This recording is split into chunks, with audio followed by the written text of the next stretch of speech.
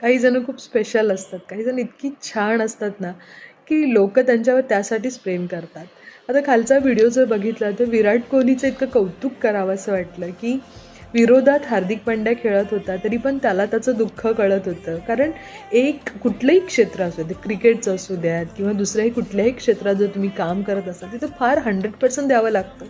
तेव्हा तुमचं नाव होतं, तेव्हा तुम्हाला कामाला ॲप्रिशिएट केलं जातं आणि त्यानंतर तुम्हाला पोस्ट मिळते. हार्दिक पांड्यालाही तसंच झालं असेल. त्याचं काम पाहिलेलं आहे, त्याच्या गोष्टी बघितलेल्या आहेत. त्यामुळे मे बी त्याला ती पोस्ट मिळाली असेल कॅप्टनशिपची. आय कॅन अंडरस्टँड काही जणांना नाही आवडलं. पण ठीक आहे, हा गेम आहे.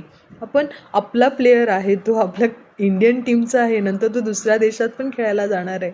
याचा अर्थ आपण त्याला आत्ताच डिमोटिवेट केलं, तरी पुढच्या ज्या इंटरनॅशनल मॅच होतील त्यात कसं होईल? आणि ह्या व्हिडिओमध्ये सुद्धा तेच दिसत आहे, की विराट कोहली तेच सांगायचा प्रयत्न करत